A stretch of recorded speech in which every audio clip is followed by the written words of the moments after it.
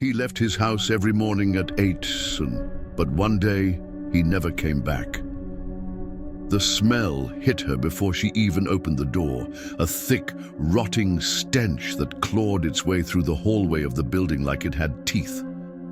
Mia froze on the third-floor landing, groceries digging into her arms, heart pounding as her eyes landed on the door next to hers. Apartment 3B, Mr. Donnelly's place, retired, polite, and predictable. He left for his morning walks at 8 sharp, like clockwork, and waved to her every single day. He never missed a morning. Until last week, she'd assumed he was sick, maybe staying with his daughter in the suburbs. She'd even knocked once. No answer. But now, something was very, very wrong. Mia stepped closer, nose pinched, heart thudding so hard it echoed in her ears. The door was slightly open. Not a lot, just enough to make her stomach drop. She glanced around. The hallway was empty. The old building was silent except for the soft hum of a distant television. She pushed the door open slowly. "Mr. Donnelly?" The light was off. The air inside was wet, muggy, like a forgotten basement. She took one step inside and stopped. The living room was spotless. Shoes by the door, mail stacked neatly on the table, but then she saw it, a single trail of dried blood. It started near the window, thin, almost like someone had been crawling. It snaked across the rug, disappearing into the bedroom. She should have turned back, called 911, run to the super, but she didn't. Something pulled her forward. A chill crawled up her back. Her hand trembled as she reached for the bedroom door. It was already open. And the bed, empty, but the walls. Oh God, the walls. They were covered in something, newspaper articles, old ones, yellowed, stained, each carefully taped in a grid. She stepped closer. Every headline was about the same woman. Mysterious disappearance in Yonkers. Elise Brooks, 27. Local woman vanishes after night out. No leads. Still missing after 14 years. Maya blinked. The missing woman looked familiar. A vague memory tugged at her. Big eyes, red scarf. A photo that had once been on a milk carton. Then her eyes caught something else. A single photo in the center of the wall. A group photo. Barbecue. Backyard. A picnic table. And standing there right next to the woman who vanished was Mr. Donnelly. But not as he looked now. He was younger, grinning, his arm around Elise Brooks's waist. Mia stumbled back. Her foot hit something. She looked down, a shoebox, half open, full of jewelry. Not just jewelry, ID cards, earrings, a cracked phone, lipsticks, a locket. She felt the vomit rise in her throat. And then, the floor creaked behind her. She turned, expecting the hallway, but the door was closed. It hadn't been a minute ago. Someone else was here. Someone breathing. Mia backed away, eyes scanning the dark corners of the room. The air was buzzing. Her phone, no signal, of course. She took a shaky step toward the living room, but a voice stopped her. Old, calm, almost kind. "You shouldn't have come in." She froze. Slowly, she turned, and there he was, Mr. Donnelly, only something was off. His eyes weren't the same, not warm, not kind. They were dead, like glass. He didn't blink. His hands were behind his back. And then he smiled, but not the kind of smile that made her feel safe, the kind that made her legs go weak. Mia's breath caught in her throat. She stared at Mr. Donnelly, unable to move, barely able to think. The air between them felt thick and unnatural, like the apartment itself was holding its breath. He stood completely still, his hands hidden behind his back, eyes locked on hers with a calmness that made her skin crawl. "I didn't mean to," she whispered, voice barely audible. "The door, it was open. I thought—" "You thought I was dead," he said, with that same eerie smile. "You thought you'd be the first one to find the body. Maybe tell the story over wine to your friends. Something exciting, finally." Mia took a small step back, heart hammering in her chest. He didn't follow. Not yet. You've seen too much now, he said quietly. But I want to help you understand before you make a mistake. A mistake? Mia choked out. You murdered someone, maybe more than one. You have a wall of missing women. They weren't missing, he snapped suddenly. The calmness dropped like a mask falling off. They were ignored, forgotten. Women no one cared to look for. Elise, she was different, but even she... He trailed off. A silence fell between them. Mia's eyes darted to the front door. Still closed. She thought fast.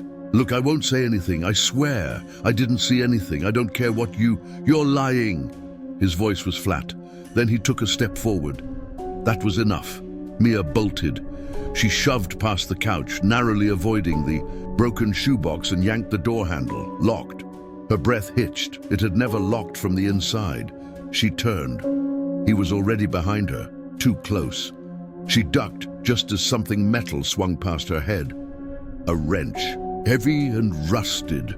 It smashed into the wall with a sickening thud. She didn't wait. She threw herself toward the kitchen and grabbed the nearest thing, a glass mug, and flung it at him. It shattered on his shoulder, buying her 2 seconds. She kicked open the tiny back pantry door, hoping for some kind of exit. Nothing. Just shelves and the cracked kitchen window above them. Too small, but maybe not impossible. She climbed up, her foot slipping on a tin can, and shoved the window, painted shut. Her palms bled as she pushed, screamed, threw her whole weight against it. Finally, it popped open with a crack that echoed down the hallway outside. Fresh air. She squeezed her shoulders through the gap, legs dangling out when she felt it. His hand on her ankle, hard, tight. Don't, she screamed. Let me go. But he yanked hard, slamming her back into the shelves. Everything toppled, boxes, cans, flour, covering her like snow. She gasped for breath, blinking through dust, and then a scream. Not hers, his. She looked up. He was hunched, over, one hand gripping the side of his neck, blood gushing between his fingers. Behind him stood Mrs. Kaplan, 82 years old, hunched, trembling, and holding her cane like a spear. The tip was sharp, metal, old but effective. I saw her go in, Mrs. Kaplan hissed. And I knew you weren't walking at 8 a.m. anymore. Mr. Donnelly collapsed. Not dead, but bleeding, panting. Miss didn't wait to see what would happen next. She grabbed the edge of the window and launched herself through it, landing hard on the dumpster below, her sides screaming in pain. She rolled off, hit the pavement, and ran, barefoot, until she reached the corner deli. She didn't stop running until the police arrived. 2 hours later, the apartment was swarming with officers, tape, evidence bags. Mia sat in a warm blanket in the back of an ambulance. Her hands were scraped, lips cracked, but she was alive. Across from her, an officer approached. Detective Silas, mid-40s, tired eyes. You're lucky, he said quietly. Your neighbor saved your life. Mia looked at the ambulance beside. Hers. Mrs. Kaplan sat inside it, sipping water, shaking slightly. She saw him drag a woman out of a taxi once, Silas said. Years ago. No one believed her. They said she was confused, old. She never forgot that girl's face. Elise Brooks, Mia said softly. Silas nodded. Her locket was in that box, he said. So were things from at least 5 other missing women. He was organized. He kept records, names, dates, but he changed his pattern over time, got better at hiding. And the newspaper clippings? We think he started collecting those after his first mistake. Elise was the only one who made headlines. The rest weren't so lucky. Mia swallowed hard. Why didn't anyone suspect him? Silas shrugged bitterly. He was a harmless old man, kind, kept to himself. That's how most of them are. Mia looked up at the building and felt it, that creeping, nauseating feeling that everything had changed, because it had. 2 weeks later, Mia hadn't been back to her apartment since that day. Her cousin had packed her things. She stayed with a Brennaud far away, but there was something she couldn't let go, so she requested the visitor log from the jail.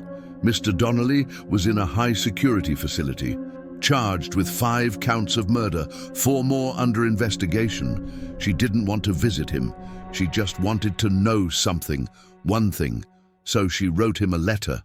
Why her? Why Elise Brooks? She didn't expect a reply, but a week later, she got one. It was one sentence, handwritten in shaky block letters. She remembered my name. Mia dropped the letter and finally understood. He hadn't just targeted forgotten women. He'd been trying to erase himself from anyone who'd remembered who he used to be. Elise knew him. That was her only mistake. And now Mia, she remembered. 2, Mia hadn't slept through the night in 13 days. The nightmares were always the same. A knock. The door creaking open. That voice. You've seen too much now. And then the wrench. Blood. Screaming, she'd jolt awake with her throat raw and her sheets drenched. She tried to tell herself it was over.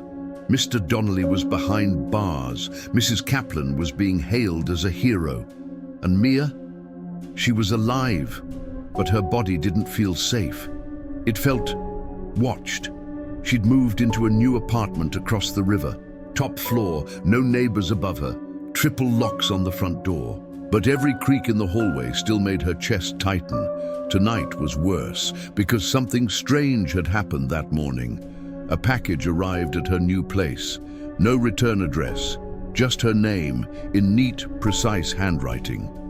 Inside, she found a key and a note, handwritten. I never lived alone, that was all. She hadn't told anyone her new address, not even Mrs. Kaplan. Her hands had started shaking.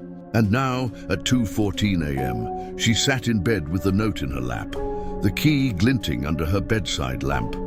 The only other person who might have known her address was her cousin Noah.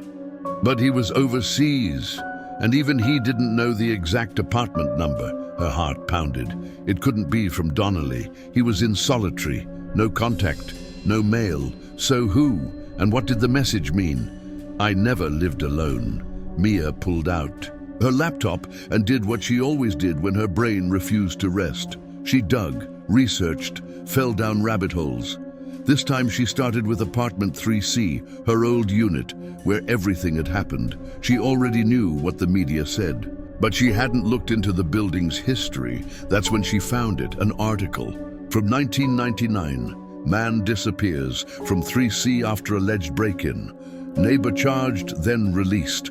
Her eyes flew over the text.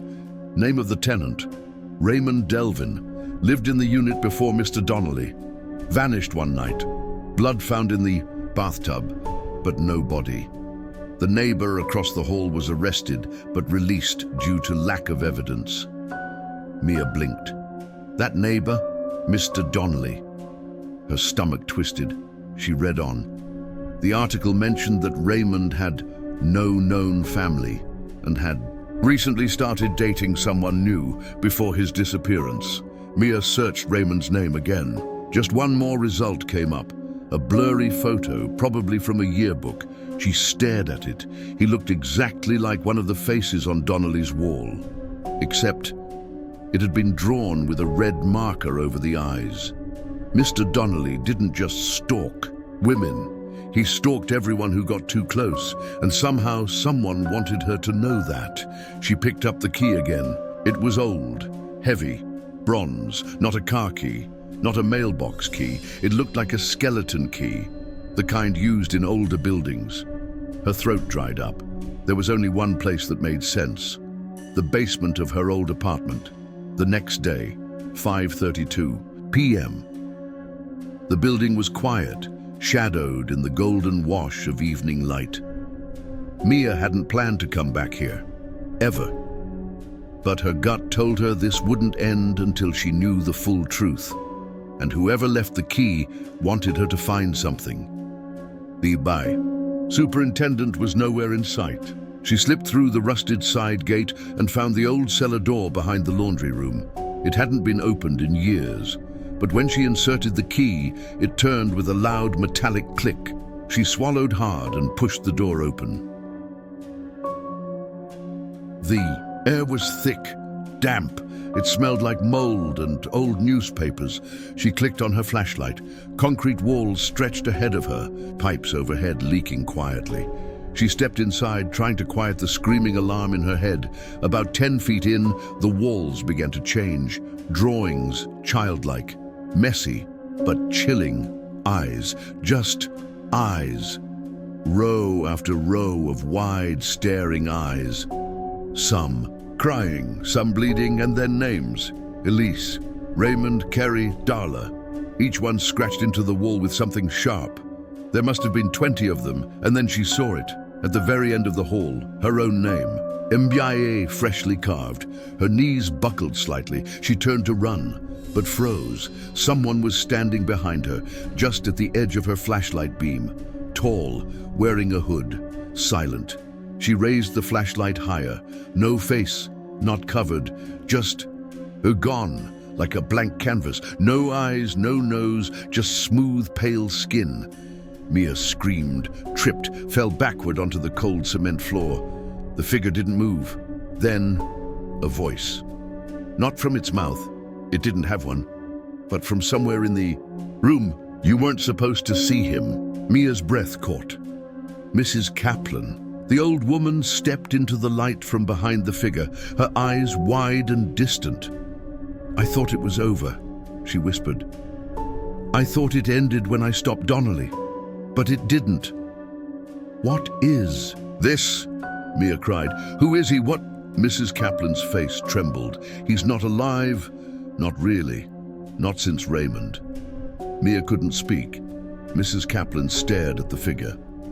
Donnelly used to say the basement had voices. He said someone watched him, copied him, became him. I didn't believe him until I saw it myself. Mia backed away. You brought me here. You sent the key. I wanted you to see, Mrs. Kaplan said softly, so you'd understand what we're dealing with. He's still in that place, and he remembers faces. Mia's heart pounded so hard she couldn't breathe. Why me? She gasped. Why my name on the wall? The old woman lowered her eyes. Because you survived, and that makes you dangerous. Suddenly the flashlight flickered. Once, twice, dark total blackness, then a whisper directly in Mia's ear. I never lived alone. Minutes later, street level. The super found her collapsed just outside the cellar door. No sign of Mrs. Kaplan, no faceless figure, but the scratches on the wall were real. So was the key. So was the faint echo of her name carved in the dark. The police opened an investigation. Again. But they found nothing. Again. Mrs. Kaplan's apartment was empty. No forwarding address, no personal belongings, not even dust. Just one thing taped to the inside of her kitchen cupboard, a photo of Mia and a note scrawled underneath. Mia couldn't stop looking at the note. The handwriting was shaky, rushed. It looked like Mrs. Kaplan's, but something about it felt off, like someone had copied it, tried to imitate it, but not quite right. That phrase kept circling her mind like a vulture. One left, one what? One survivor? One witness? One target? She hadn't left her apartment in 5 days. The locks were bolted, curtains drawn. She barely ate, just drank cold coffee and stared at her door. Every time she blinked, she saw that thing again. The blank face, the basement wall, the red names. Mia had never believed in the supernatural. Her world had always been black and white. Either someone did something or they didn't. But now her reality was bleeding at the edges.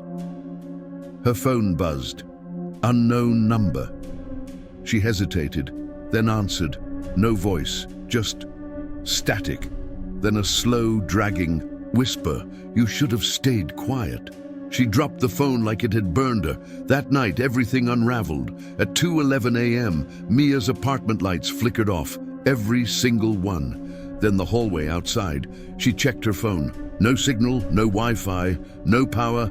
A cold draft slid across the room, but the windows were shut.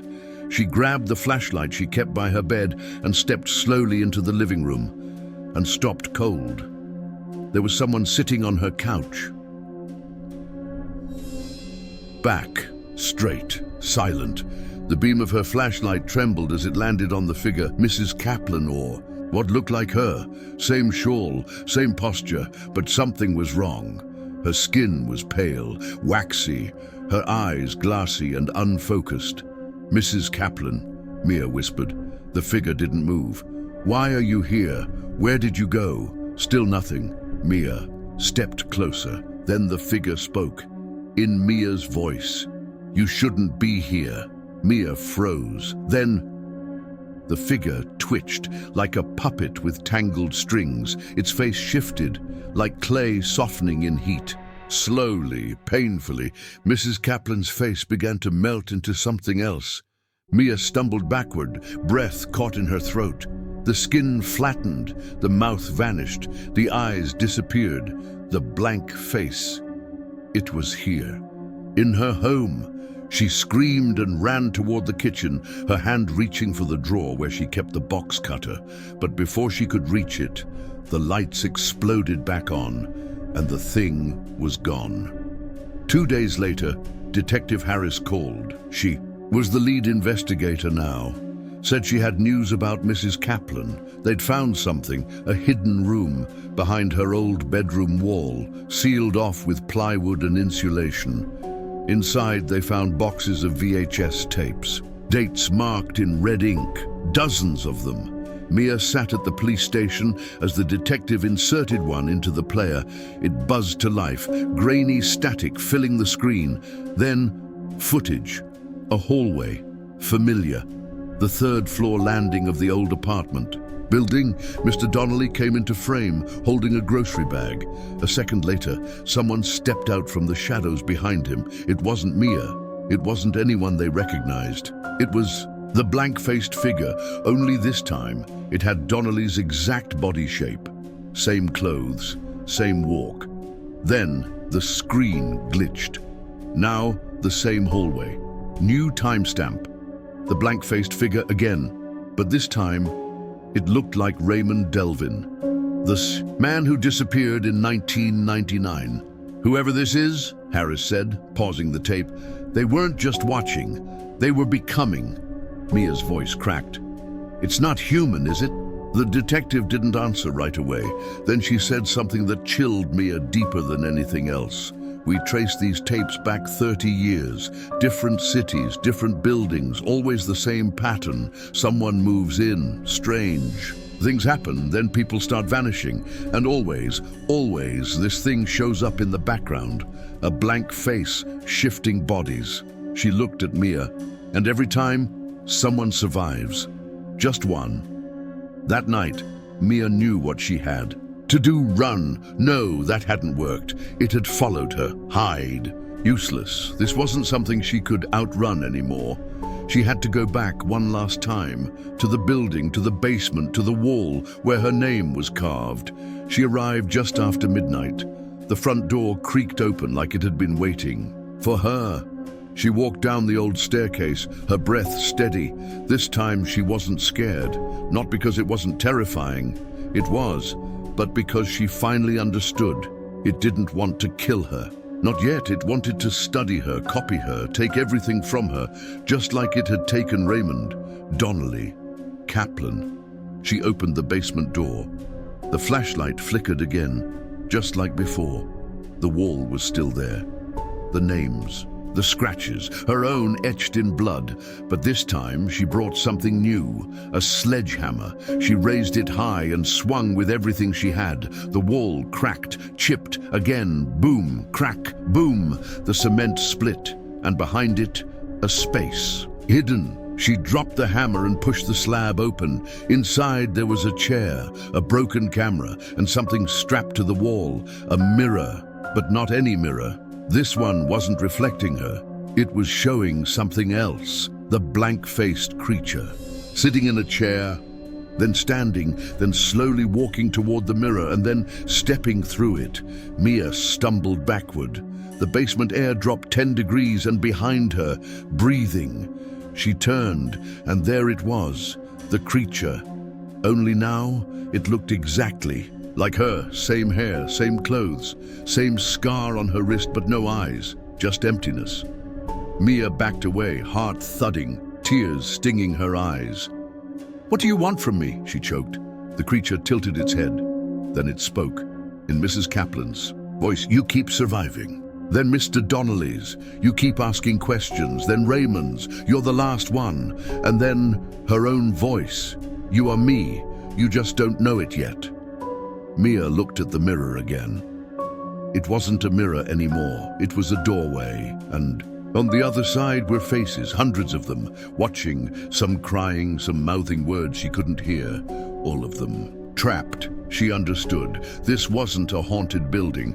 This wasn't about ghosts or demons.